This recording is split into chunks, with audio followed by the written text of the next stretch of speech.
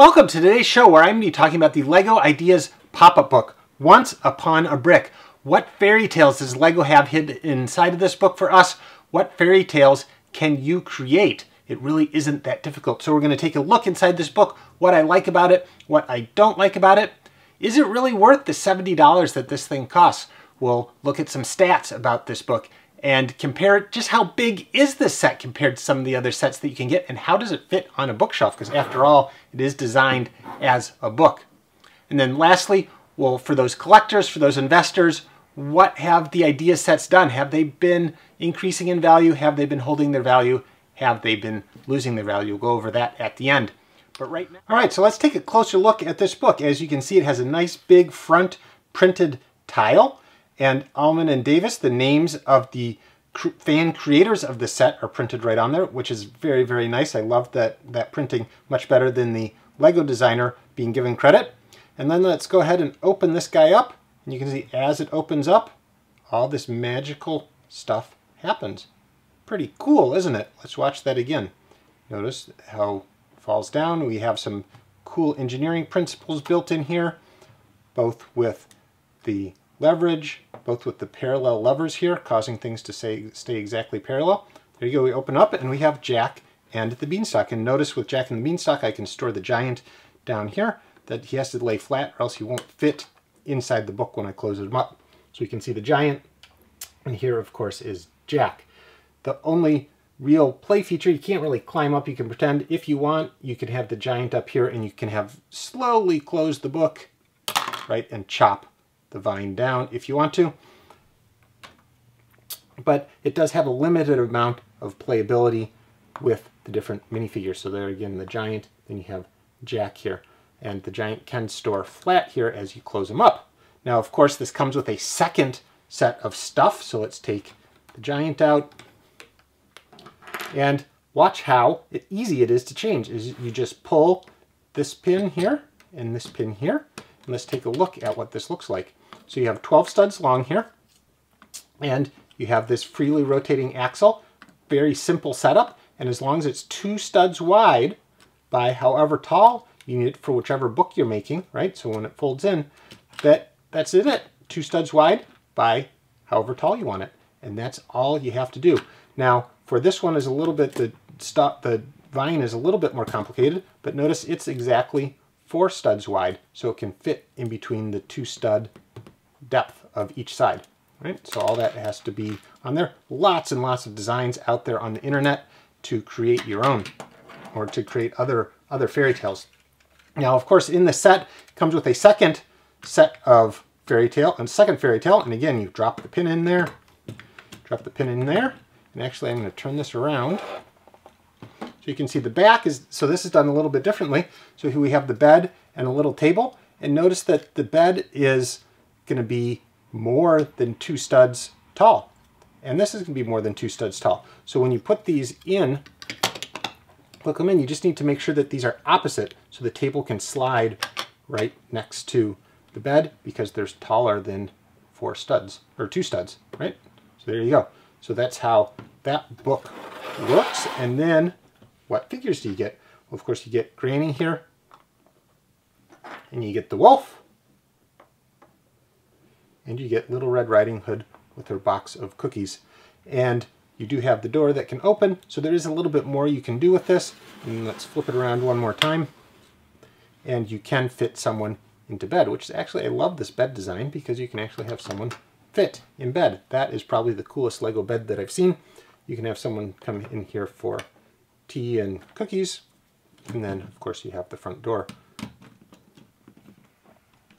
So there you go. Pretty cool in micro scale.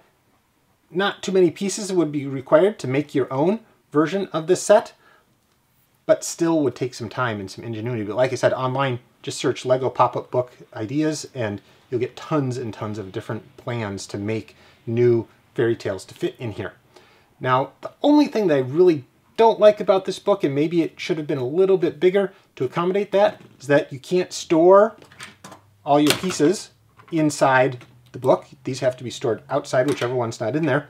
And you cannot store the minifigures in the book either because they will hit. And now you can see on this one, the house takes up so much space up here that there is not really any space to stick the minifigures securely. Yes, you could sort of stick them off to the side here, right? You could fit one in there. Maybe you could fit another one in there, right? So you can sort of fit them in there if you want to try and find a spot, but it's not going to be at all in a secure manner, and I wouldn't suggest storing them in there like that. So go ahead and close that up and take a look at the front. Oop, upside down, the front again. Now, the only change I would probably make to the actual build of this book is we have the nice names here. I would actually, when I like it, I want to pull it off. I'm going to pull this off and pull this off. And the reason being, because I think the names of the authors should be on the spine of the book instead of on the front. Well, maybe it would be good both places, but if it's going to be any place, I would like it here on the spine. So let me actually put that right. There we go. Ullman Davis. It does mean that we have an extra one of these that we don't use, and you do see a little bit, well, you'd see that anyway. But anyway, so now we have a book that has their names on the spine. And why do I think this is important? Well, let's see what it looks like in a library. All right, so what do you think? How do you think it looks in a bookshelf here? I love having the names on the spine. I could actually envision one of these Lego books being printed sometime with a plate on the side to actually make it look like that intentionally. So it could fit right in your Lego library. And you can see it's a little bit shorter than all these books. And with these guys being up around 10, 12 inches, but it fits in really, really well. Looks good as a book. All right, so now you have a pretty good idea of what you're going to get in the set. Let's get to the stats. What objectively does this set show us compared to many other sets? So there you go. It's $70 in the United States. It is more expensive in the usual places. It's less expensive in the usual place in Canada, just barely. And you think, holy smokes, 70 bucks for this. Well, remember, you get a lot of extra stuff. You get really cool minifigures. Let's see how that really compares. What other things can you get for $70? Well, you can get the Ship in the Bottle, the previous idea set, for $70. Lots of the other idea sets, like the Yellow Submarine, were $60. The Skylines are $60. Some of those architecture sets are a little bit more. So it fits right in there with that adult-themed set, although this really does have a lot of appeal for the younger kid as well, but just a completely different animal than a Ninjago or a Nexonite or whatever have you. And is it a good value? Well, it has 859 pieces. So I'm not a big one for price to piece ratio, but that really is a good price per piece ratio. It weighs 2.8 pounds and it has a value of $25 per pound. So that sort of reiterates the fact that yes, dollar per pound, it is a good value. Price per piece, it is a good value. So even though it seems sort of small-ish, you get a lot of extra stuff. So it really is a pretty good value when you get around to any objective measure of value. Its box size is 0.34 cubic feet, which you can see here, and it really is a very big, thick box for what you get, and which gives you a dollar density of $223 per cubic foot, which sort of is your objective measure of this is a big box for how much it costs. Lego, did you really have to charge $70 and see, well, if we're $70, it has to be a big box. It is the same as the Ship in a Bottle. See a much skinnier box. I mean, even the Yellow Submarine at $60 didn't have to have a really big box. Or even an Architecture Skyline at $60 didn't have to be a really big box. You didn't have to have that quite a big box there, Lego, I don't think. But anyway, there it is. Big box. It's going to retire probably in 2019 because Lego is nothing if not predictable, but it's when those predictions break or when those patterns break that things really get interesting. But more or less, the idea sets have followed along the patterns. Let's take a quick peek. There are the availability data for all of the idea sets. And you'll notice a general pattern, generally retiring at the end of the year, generally not going more than 2 years, except for Ecto 1, you can see did that. And really, that's the only one on the list that has done that so far. Adventure Time maybe is going to get there, but that is an odd duck. Maybe Saturn V will because it didn't retire. So let me go ahead and throw up those ones that are currently available there in yellow. Let's throw up the ones in red. Those ones in red are supposed to retire this year or soon if they're not retired already. As of right now, recording in January of 2019. Old Fishing Store is already sold out. It retired on time. Wind of Vanessa should be gone. Adventure Time should be gone for the second time. It should have been gone last year too, but Apollo Saturn V maybe has been popular enough that it's going to continue, and it's going to go on sort of like the Ghostbusters Ecto 1. But you can see all the other currently available ones with the Tron, the Voltron, the pop-up book.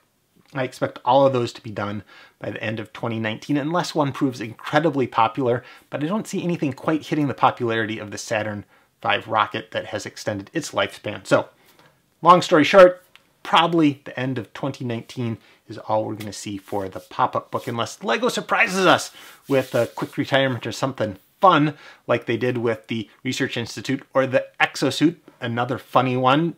Short availability on LEGO, long availability everywhere else. Anyway, so I built it. So building this thing, I weighed it at 1.64 pounds, which gives us an average piece size of a little bit bigger than a 1x2 brick. So it's a 1x2 brick with studs on the side. So not that small a piece for a smallish looking set. And speaking about a smallish looking set, just how big is this set? Right? You can see here it's popping up. How big is this set compared to some other things? Well, I do have the Yellow Submarine here. If you want to compare it to that, you can see the Yellow Submarine at $60. Another dense set, but is not that much different, right? Very similar in size and scale of what you get with the Yellow Submarine. Or of course my standard candle, my bread basket, is the VW Microbus, and we'll sort of fit that guy in here. So you can see compared to the VW, another really dense set compared to the VW Microbus, how big this book is. Back to the VW Microbus makes a very good bookend to hold your book up. So you can see about how big that set is. So it does fit pretty well, and as I compared it on the bookshelf, it does fit pretty well there on the bookshelf. What about you collectors? What about you investors? How is this thing going to do long term? Well, let me throw up the chart there of the values of all the idea sets that have retired. Now the values that I have up there are percentage increases over retail price. So some of the really, really cheap ones, like the Research Institute, show huge value increases because it was only a $20 set. But notice some weird stuff on there. Generally in the early going of the idea sets, everything did really well. So you have the Hayabusa, you have the Micro World, the Forest, you have the DeLorean Time Machine, you have the Curiosity Rover. Now of course the weird one there is the Forest, the Minecraft set, because at one point that was extremely valuable, but since then it has completely crashed. So that's a really interesting story for another time. But how has the availability affected the prices that you see on these idea value sets? So let's jump back to the other one. Which ones have been available for a short time? You have Exosuit, you have Research Institute, you have the Maze. Those are the only ones that were really around for less than a year. Maybe you can throw in the Curiosity Rover. It was technically around for a year, but its availability was very constrained as well. So we'll jump back. So Curiosity Rover did really well. Exosuit has not done so well. Research Institute has done really well. The Maze has done pretty well for how recently it's retired. But you can see even Doctor Who, even the Yellow Submarine, those have done pretty well for how short amount of time they have retired. Now those two are both licensed sets. This is not a licensed set. This is just a pure imagination creative set. Cool. You don't have to license the fairy tales. So how is it going to do? I don't know how is it going to do compared to the Ship in the Bottle, the Tron. Ship in the Bottle would have been fun if it would have been a surprise retirement, but it didn't. Voltron, if you're going to get a good discount, like has been available for the Yellow Submarine, was available at a huge discount right before it retired. I would expect that to happen with a lot of these idea sets. You get huge discounts right before they retire. So look, if you want to get a lot of these till the end of the year 2019, hopefully there'll be a good sale. Maybe there won't be. Old Fishing Store was not great sales towards the end of the year. So if you didn't buy it early and often, you may have completely missed out on getting that at any good discount. This one, I expect that it will hit discount later in the year. And as collectors go, these idea sets really set the standard for if you build it, if you take good care of it, that you will be able to sell it for as much as you paid for it, which as a used set, really, that's what you're hoping for as a collector, as someone who just loves to build Legos. The one caution with this set, to keep it in good condition, as I've been making this video, as I've been sort of sliding it around, I've noticed the flat plates here that are glossy have been really scratched up very, very quickly. So if you want to keep this in good condition, do not slide it across anything because these plates will really scratch up. The matte plates, all the printed plates are matte. Those have not scratched at all, but the really glossy ones have really gotten scratched up quite a bit in a hurry. So take care of this book, keep it on end. But it's really hard because you lay it flat. So if you're really concerned about the condition of those flat plates, you have to be really careful when it is laid flat. But a really, really great set. I just love the idea lines. It continues to really impress when they're not just, not so fond of just the straight minifigure idea sets, but the ones coming up, the Treehouse and the Flintstones, both look like they should be fun sets. So I hope you get this. I hope you enjoy it. There's lots of storytelling that can go along with it. There's lots of stories you can make up for this book on your own. It should be a lot of fun for everyone. So until next time, Lego on!